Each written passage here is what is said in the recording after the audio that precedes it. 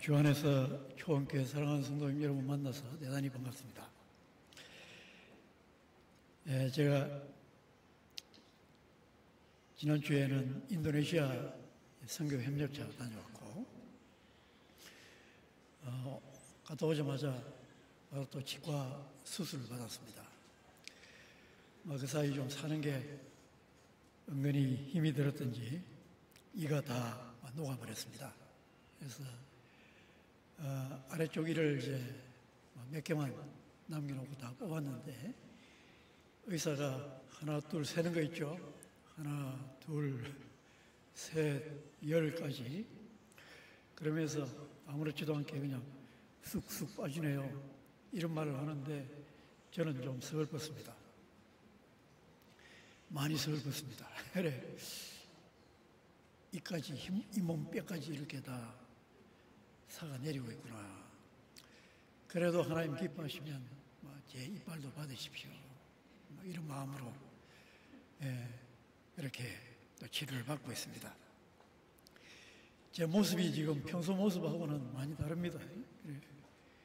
보기도 좀 흉측해 보일 수도 있고, 아래쪽 이가 이제 다 빠져버린 상태니까 발음도 좀 이상하고 양해해 주시기를 바랍니다. 이런 외적인 형편에 상관없이 하나님 말씀에 잘 집중할 수 있게 되기를 바랍니다. 우리가 오늘 이 시간에는 교회의 목적에 대해서 생각을 해보고자 합니다.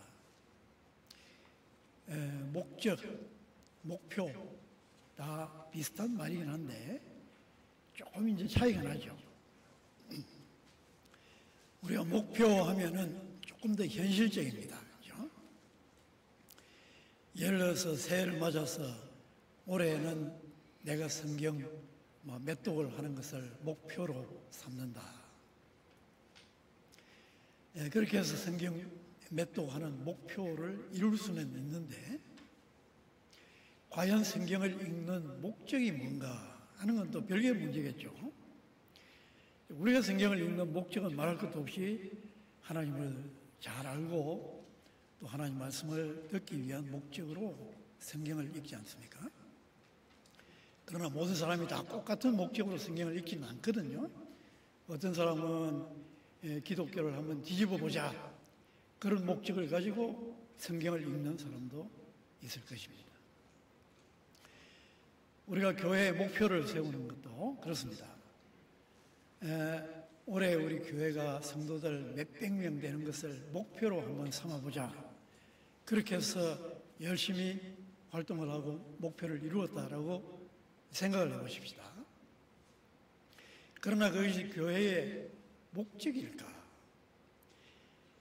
우리 교회의 성도들이 몇백 명이 모였다고 하더라도 그 모인 성도들이 다 제각기 다른 목적을 가지고 모여 있다면, 그래서 그것이 교회를 세우신 하나님의 목적과 부합되지 않는다면 별로 의미 없는 일이 되고 말 것입니다.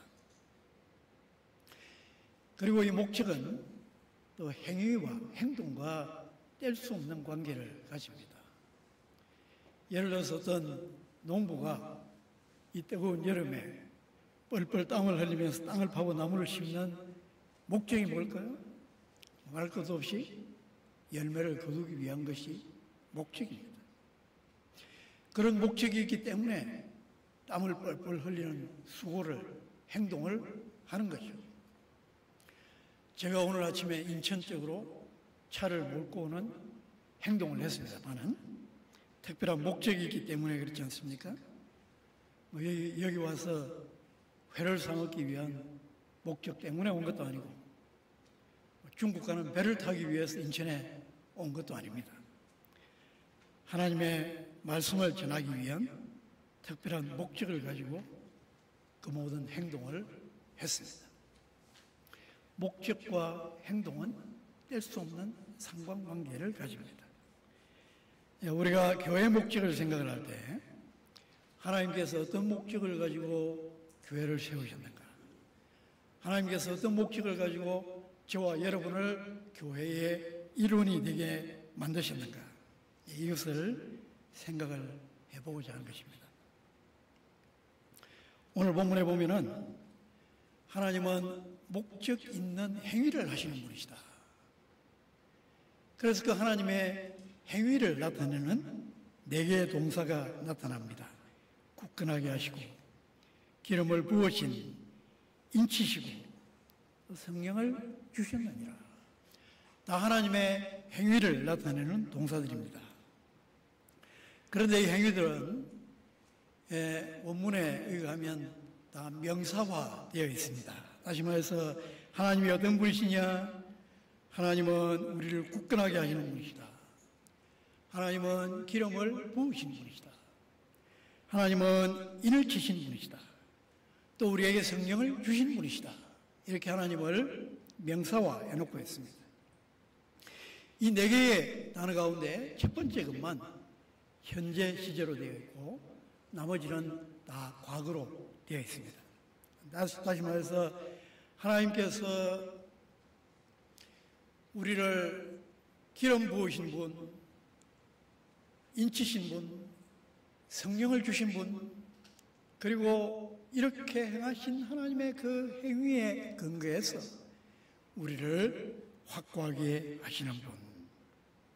그래서 21절과 22절 전체, 문장 전체의 뼈대는 우리를 견고하게 또는 확고하게 하시는 분은 바로 하나님이시다. 이것이 핵심입니다. 오늘 제 설교의 순서는 이 하나님의 행위의 순서를 따라가 보고자 합니다. 먼저는 그가 행하신 일, 과거 시제로 표현된 것, 행하신 일을 설명을 드리고, 그리고 그것에 의거해서 지금도 그가 목적을 위하여 행하고 계시는 일이 뭔가, 이런 순서로 말씀을 드리고자 합니다. 첫째로 하나님은 우리에게 기름을 부어서 우리를 특별하게 구별하신 분이십니다. 기름을 붓는다. 헬라어로 크리오라는 동사를 쓰는데 그리스도라는 명사와 직결되는 동사이죠. 크리스토스가 기름 부음을 받은 자라는 의미를 가지고 있지 않습니까? 구약 시대에 왕과 제사장과 선지자 이 세 직분의 사람들에게 기름을 부어서 특별한 목적으로 구별을 했습니다. 그런데 바울은 오늘 본문에서 기름을 붓는다라는 이 용어를 우리 성도들에게 적용을 해서 하나님께서 우리에게 기름을 부으셨다라고 이야기를 하고 있습니다. 일부 주석가들은 여기 우리를 바울 사도에게 좀 국한시키려고 합니다. 다시 말해서 하나님께서 사도를 기름을 부어서 사도로 특별하게 구별하셨다. 이렇게 읽고자 하는 거죠. 그러나 이런 해석은 옳지 않습니다. 왜냐하면 바울은 지금 우리를 이야기를 하면서 여기에다가 안 붙여도 될 너희와 함께라는 이 문구를 붙이고 있기 때문에 그렇습니다. 하나님께서 사도인 바울만 기름을 부으신 것이 아니고 너희와 함께, 다시 말해서 그리스도 안에서 부름을 받은 우리 모든 성도들 한 사람 한 사람 위에 기름을 부으셨다라는 것을 이야기를 하고 있는 것입니다. 하나님께서는 우리 그리스도 안에 있는 성도들 한 분 한 분이 귀합니다. 한 분 한 분이 특별합니다. 한 분 한 분을 하나님께서 특별하게 구별하셨습니다.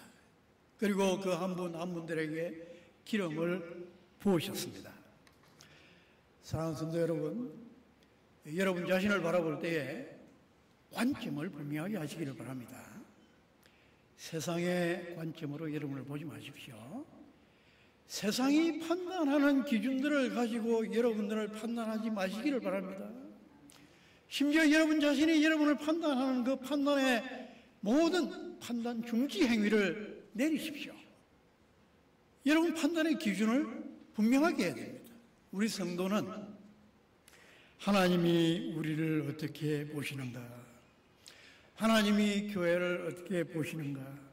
이 관점에서만 바라보아야만 합니다. 하나님께서 왜 나를 부르셨는가?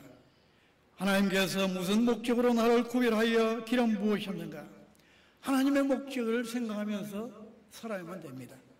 출애굽기 19장 5절과 6절의 말씀, 세계가 다 내게 속하였나니 너희가 내 말을 잘 듣고 내 언약을 지키면 너희는 모든 민족 중에서 내 소유가 되겠고 너희가 내게 대하여 제사장 나라가 되며 거룩한 백성이 되리라. 여러분, 세상에 수많은 민족이 있고 수많은 사람들이 있습니다. 그러나 하나님은 이스라엘을 자기를 위하여 특별하게 구별하셨습니다. 여기 내 소유가 되게 하겠고 또 내게 대하여 제사장 나라 거룩한 백성이 되게 하리라 할 때에 내 소유라는 말씀이나 내게 대하여 제사장 나라라고 말씀하시는 것이 다 표현 방식이 동일합니다. 그래서 내 소유라는 이 표현도 영어의 unto me, 나를 향하여 또는 내게 대하여 라는 이런 의미를 가지고 있는 히브리어 리라는 표현에 이끌리고 있습니다. 그래서 내 소유라는 이 표현을 한 영어 성경은 A peculiar treasure unto me, 나를 향하여 특별한 보배, 이렇게 번역을 하는데 저는 이 번역이 참 좋습니다. 이 번역이 좀 더 원문의 뉘앙스를 잘 살려내고 있습니다. 하나님을 향하여, 하나님께로, 하나님은 우리를 특별한 보배로 구별하신 분이시다 라는 것을 잘 표현하기 때문에 그렇습니다. 우리는 하나님을 향하여 제사장으로, 하나님을 향하여 거룩한 백성으로 구별된 사람들입니다. 우리가 어떤 지위의 사람들인가 하는 것을 말할 뿐만 아니라 이 모든 것이 하나님을 향하여, 하나님께서 그분 자신의 특별한 목적을 가지고 저와 여러분들에게 뭔가 행위를 하셨다는 이 사실을 우리가 잘 밝혀서 읽을 필요가 있습니다. 하나님은 예수 그리스도 안에서 저와 여러분들을 하나님을 향하여 특별한 보배로 그렇게 구별하신 분이십니다. 이런 예를 한번 생각을 해보십시다. 여기에 장미를 키우는 어떤 농부가 있다라고 생각을 해보십시오. 이 농부는 장미를 잘 길러서 시장에 내다 팔아서 돈을 벌기 위한 그런 목적으로 열심히 장미를 키우고 있습니다. 그런데 한 번은 농부에게 이런 생각이 들었습니다. 내가 지금까지는 이 장미를 잘 길러가지고 다른 사람들에게 즐거움을 선물하기 위한 그런 목적으로 열심히 키웠지만 이제는 나를 위한 목적으로 이 장미를 한번 사용을 해보자. 한 번도 그렇게 하지는 않았지만 나를 위한 목적으로 이 장미를 한번 사용을 해보자. 그래서 그 허다한 장미 가운데 한 송이를 꺾어서 자기의 옷깃에 꽂습니다. 그날 이 농부는 굉장히 빛이 납니다. 자기를 위하여 그 장미를 아름답게 자기의 옷깃에 꽂았기 때문에 그렇습니다. 자, 여러분, 이 장미가 다른 장미들하고 다른 건 아무것도 없습니다. 그 밭에 있는 여러 장미들하고 똑같은 장미입니다. 그러나 오늘 그 장미는 특별하죠. 왜 그렇습니까? 농부가 선택했기 때문에 그렇습니다. 그리고 그 농부의 옷깃에 꽂혔기 때문에 그렇습니다. 그날만큼은 이 농부를 빛내기 위한 특별한 목적에 사용되고 있기 때문에 그렇습니다. 저와 여러분이 이 세상에서 다를 것이 아무것도 없는 존재입니다. 뭐가 다릅니까? 이 세상에 많은 민족들이 있고 많은 사람들이 있지만 그들과 여러분이 다른 것은 아무것도 없습니다. 그러나 여러분, 하나님께 특별합니다. 왜냐하면 하나님께서 이 농부처럼 자기를 위한 그분만의 특별한 목적을 가지고 여러분을 택하셨기 때문에 그렇습니다.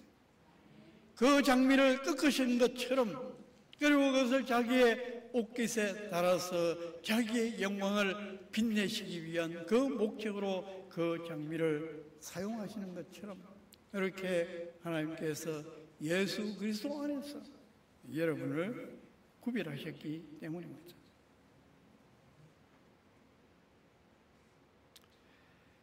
시편 135편 3절로 4절의 말씀입니다. 여호와를 찬송하라. 여호와는 선하시며 그의 이름이 아름다우니 그의 이름을 찬양하라. 여호와께서 자기를 위하여 야곱 곧 이스라엘을 자기의 특별한 소유로 택하셨음이로다. 여러분, 하나님을 찬양하십시오. 할렐루야, 찬양하십시오. 그 찬양의 이유를 바로 여러분 자신에게로 적용시키십시오. 하나님께서 이스라엘을, 하나님께서 이 자리에 있는 여러분을, 여러분 한 사람 한 사람을 자기의 특별한 소유로, 자기의 특별한 보배로 택하셨습니다.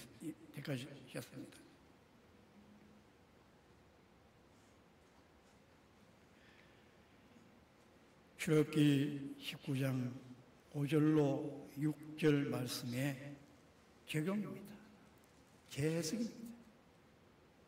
하나님께서 나를 그의 특별한 소유로, 그를 위하여, 하나님을 위하여 구별하셨고 택하셨고 기름 부으셨습니다. 22절에 이어지는 또 다른 두 개의 동사, 인치시고 성령을 주셨느니라. 이 기름 부으셨다는 단어와 직결됩니다. 하나님은 우리에게 기름을 부으신 분일 뿐만 아니라 우리를 인치신 분이시며 성령을 주신 분이시다라는 것을 이야기를 하고 있습니다. 이 인치신 분, 성령을 주신 분, 이건 다 문법적으로 하나의 관사에 이끌리고 있습니다. 다시 말해서 구분을 해놓기는 했지만 별개의 행위는 아니라는 것입니다. 한 행위의 양면을 가리킵니다. 우리를 인을 친다는 것은, 여러분 도장을 찍는다는 것은 내 소유로 삼는다는 이야기이지 않습니까? 여러분 책을 하나, 귀중한 책을 사면은 거기에다 여러분의 사인을 하든지 도장을 찍습니다. 이거는 내 책이다, 내 소유다 라는 것을 나타내기 위한 목적이죠. 뿐만 아니라 내 것이기 때문에 다른 사람이 함부로 취급을 하거나 가져가서 자기 것을 삼거나 이러면 안 된다. 이건 내가 지킨다, 보호한다는 그런 의미도 가지고 있습니다. 그러면서 하나님은 여러분을 특별하게 구별하셔서 내 것이다, 내 소유다 라는 확인의 도장을 찍어 놓으셨습니다.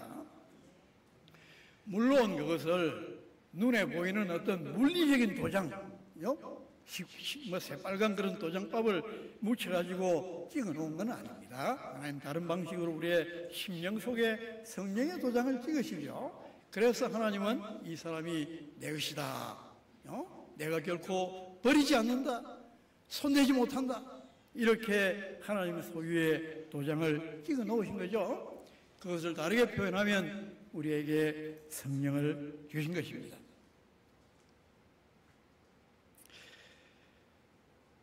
얼마 전에 먼저 하나님께로 간 제 아내가 평소 늘 부르면서 눈물 흘렸던 노래가 있습니다. 이사야 43장 1절을 바탕으로 송명희 씨가 작사한 너는 내 것이다, 내 것이다. 너는 잘났으나 못났으나 너의 모든 것을 알고 있으니 너는 내 것이라, 내 것이라, 너는 내 것이라. 너는 외로워도 약하여도 너를 나의 피로 바꾸었으니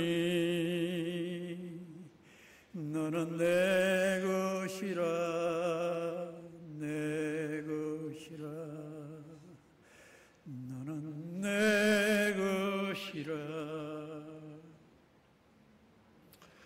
하나님께서 여러분 한 분 한 분을 다 내 것이다 불러주십니다.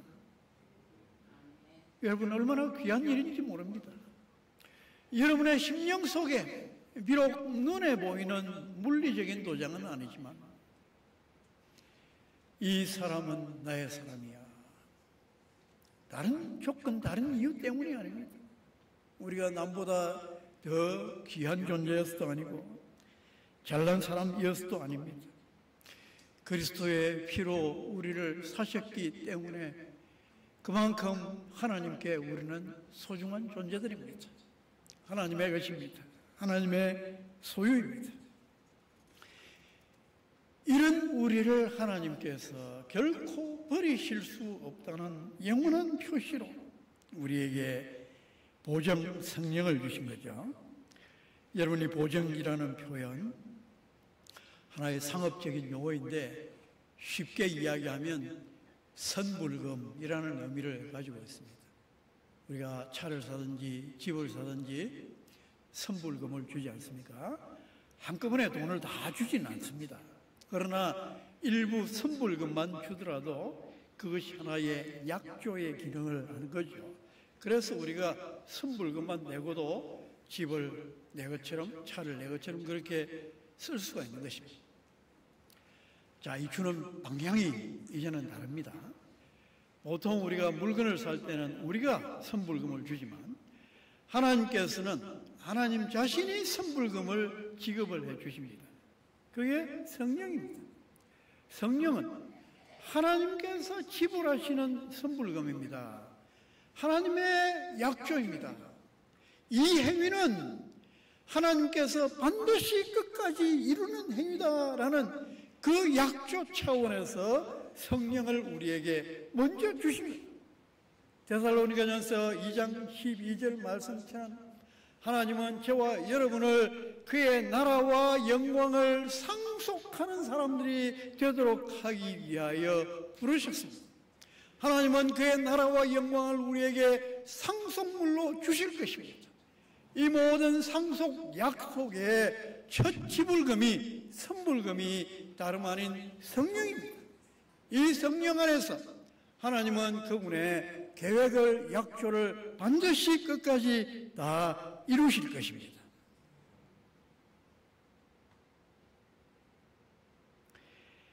그런 만큼 여러분 한 사람 한 사람이 그리스도 안에서 얼마나 존귀로운 존재인가라는 것을 하나님의 관점에서 늘 확인하며 살아가시기를 바랍니다.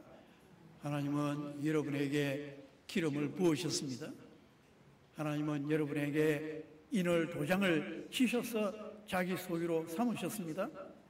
하나님은 그것을 영원히 변치 않는다는 하나님 자신의 명확한 약조로 성령을 주셨습니다.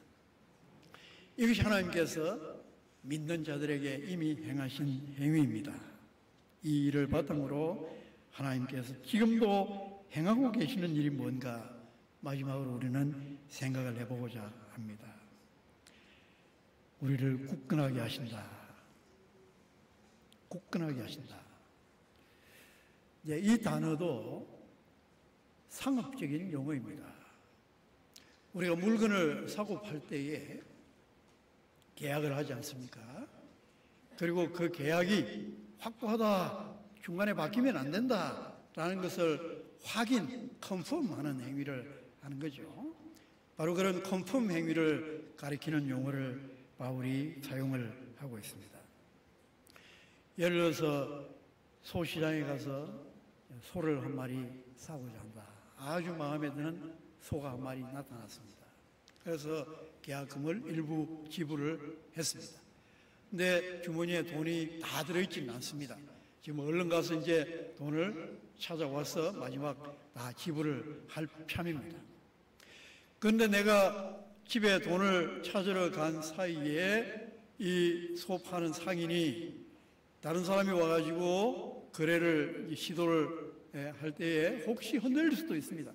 다시 말해서 제3자가 와가지고 값을 더 채워준다든지 이렇게 하면은 흔들릴 수 있지 않겠습니까? 그래서 그렇게 하지 않도록 하기 위하여 확약을 하는 게 필요하죠. 내가 얼른 집에 갔다 오겠습니다.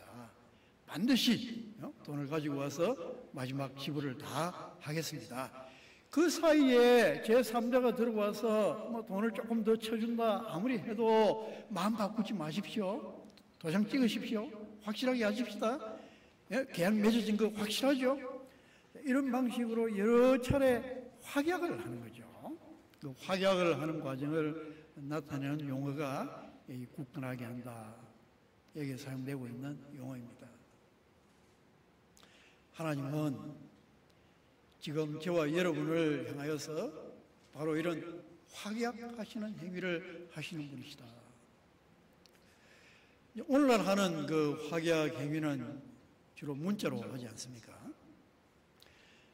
제가 언젠가 신학 강좌가 있어서 부산에 가서 한 호텔에 머물렀습니다. 예약을 했죠.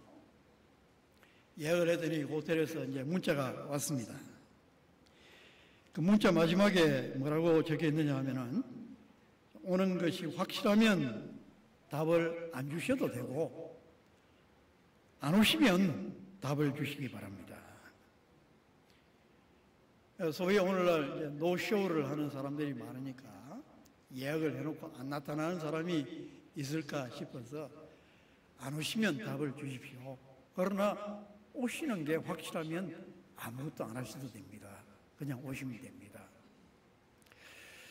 우리 한국의 참 이 고객 서비스는 세계 최고 수준입니다. 얼마나 고객 중심에서 고객을 위하여 생각을 해주는지 문자 한 통 하는 그것도 안 해도 됩니다. 이렇게 고객 입장에서 생각하는 나라가 전 세계에 없습니다.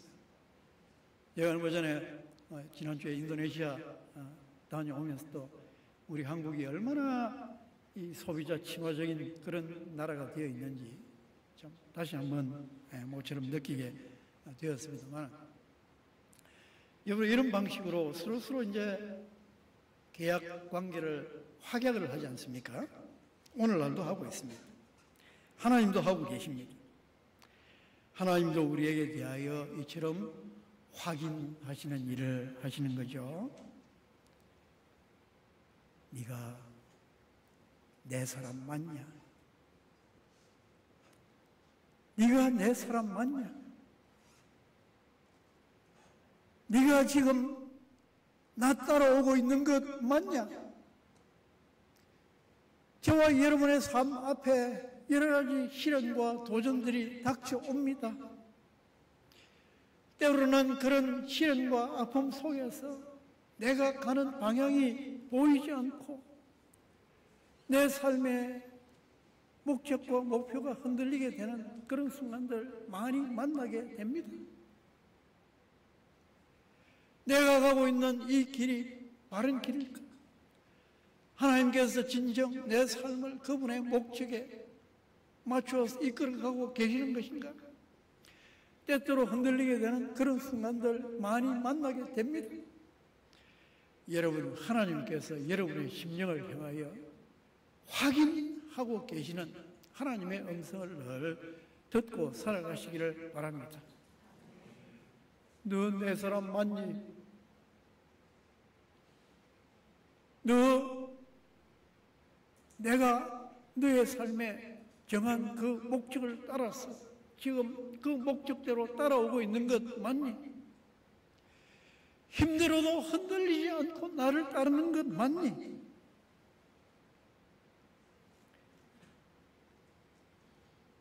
하나님께서 여러분에게 확인하실 때마다 아멘으로 응답하시기를 바랍니다. 그럴 때 하나님의 더 큰 은혜가 임하는 것을 믿으시기를 바랍니다. 하나님은 이런 방식으로 지금도 일하고 계십니다. 확인하고 계시는 하나님이십니다. 하나님의 이런 확인의 행위는 우리를 향하여 가지신 하나님의 목적과 직결될 수밖에 없겠죠. 하나님의 뚜렷한 목적이 있기 때문에 그 일을 하시는 것입니다. 그 목적이 뭘까요? 21절 초안부를 다시 한번 보시기를 바랍니다. 우리를 너희와 함께 그리스도 안에서 굳건하게 하시고, 이 문구는 좀 더 세밀하게 읽을 필요가 있습니다. 왜냐하면 우리 번역상 그리스도 안에서 이렇게 번역을 했지만, 보통 우리가 그리스도 안에 이렇게 할 때 쓰는 전형적인 바울의 용어가 엔 크리스토라는 표현이지 않습니까? 근데 여기서는 그런 엔 크리스토라는 표현을 쓰고 있지를 않습니다. 바로 앞에 20절에 하나님의 약속은 얼마든지 그리스도 안에서 이해가 되니 그런즉 그로 말미암아 우리가 아멘하여 하나님께 영광을 돌리게 되느니라. 여기 하나님의 약속은 그리스도 안에서 이해가 된다. 이때는 그리스도 엔 그리스도를 쓰는 것이 맞습니다. 하나님께서 우리에게 주시는 모든 구원의 약속과 모든 미래 소망의 약속들은 다 그리스도 안에서 예스입니다. 노가 되지 않습니다. 하나님은 동시에 예스하면서 동시에 노 하시는 분이 아니십니다. 하나님은 한 입으로 두 말 하시는 하나님이 아니란 이야기입니다. 하나님은 일향 끝까지 신실을 하시는 분이십니다. 하나님께서 우리에게 주시는 모든 구원의 약속은 그리스도 안에서 반드시 천지가 두쪽 나도 예스이기만 합니다. 그런 면에서 우리의 구원은 전적으로 예수 그리스도 안에 있습니다. 그 측면에서는 엔 그리스도, 그리스도 안, 얼마나 중요한 문구인지 모릅니다. 그런데 21절에 오면은 바울이 엔 크리스토를 쓰는 것이 아니라 전치사를 바꿉니다. 엔이 아닌 에이스라는 전치사로 바꾸는데, 에이스를 쓰면은 이게 안으로가 되든지 아니면 어디를 향하여의 의미로 달라집니다. 그래서 그리스도 안에서보다는 오히려 그리스도를 향하여 이렇게 읽는 것이 더 적합하겠고, 이것이 확인한다라는 이 용어와도 더 긴밀하게 연결이 되고 있습니다. 다시 말해서 하나님은 그리스도를 향하여 우리를 계속 거듭 확인하시는 분이시다. 지금 우리가 가는 길이 그리스도를 향하여 가는 길인지, 그 그리스도 우리의 최종적인 목적을 향하여 바르게 가고 있는 그런 사람들인지 우리를 확인하시는 일을 하나님께서 하시는 것입니다. 그리스도는 하나님께서 우리를 위하여 세워놓으신 최종 목적입니다. 로마서 8장 29절에서 바울이 이것을 잘 이야기를 하고 있습니다.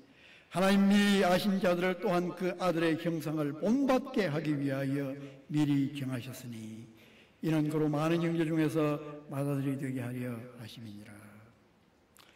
하나님은 우리가 그 아들 그리스도의 형상과 동형 곧 동문꼴을 이루는 사람들이 되도록 미리 예정해 놓으셨습니다.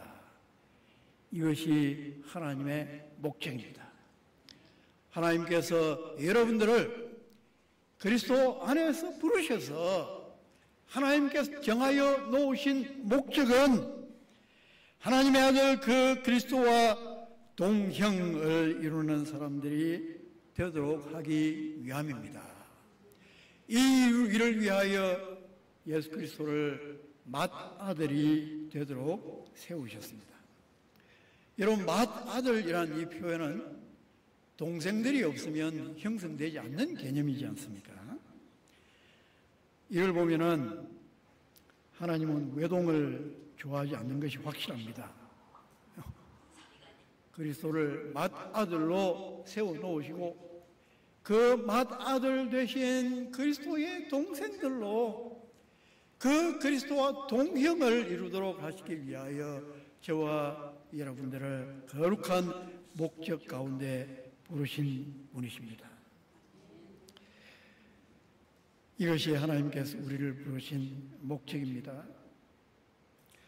그러면서 우리가 이 그리스도를 향하여 가는 사람들이 되도록 우리를 굳건하게 하시는 일, 곧 확인의 일을 거듭거듭 하고 계시는 분이십니다.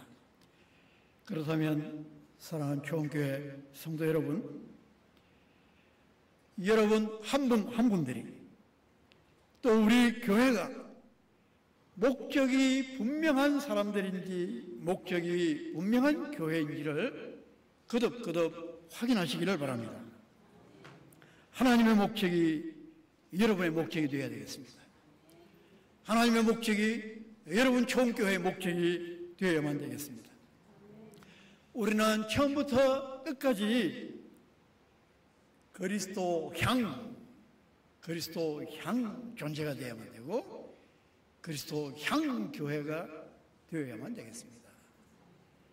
영어로 하면은 크라이스트 워드입니다. 우리의 방향은 크라이스트 워드입니다. 그리스도를 향하여 가는 존재입니다. 방향이 잘못되면 모든 수고가 다 헛수고가 될 수밖에 없습니다.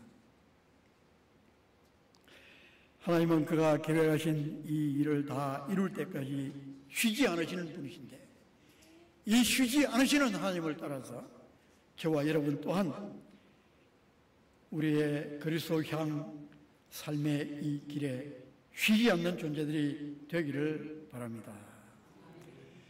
여러분, 우리의 삶은 아까 앞서 말씀드린 이 호텔이 하는 사업의 방식과는 차이가 납니다.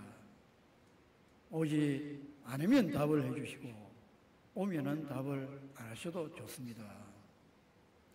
이건 좀 더 고객 편의를 위한 그런 차원이 되겠지만 하나님이 하시는 방식은 이것하고는 조금 다른 것을 아십시오.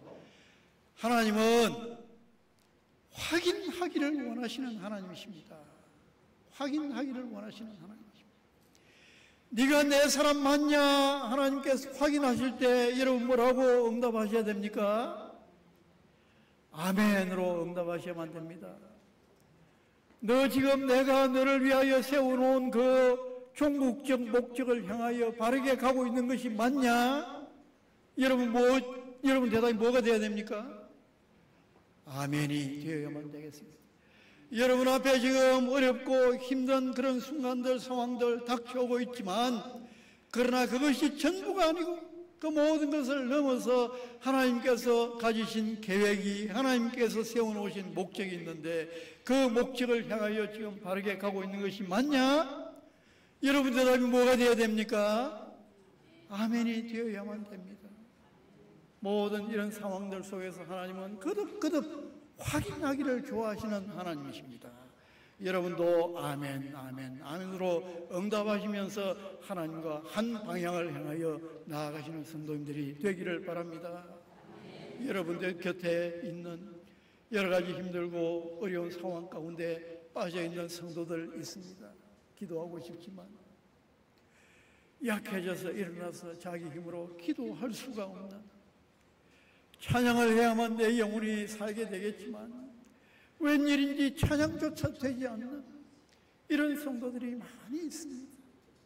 그들 곁에 찾아가셔서 손 붙들어 주시고 하나님께서 너를 잊지 않으셔, 하나님께서 포기하지 않으셔, 조금 더 힘을 냅시다, 조금 더 일어나서 하나님 바라보면서 나아갑시다. 그렇게 손 붙들어 주시고 한마디라도 격려해 주시고 그렇게 하나님 향, 그리스도 향으로 그 삶의 방향을 빠르게 방향 잡아주시는 이 일에 귀하게 쓰임받는 초원교회 모든 성도들이 되기를 주님의 이름으로 기원합니다.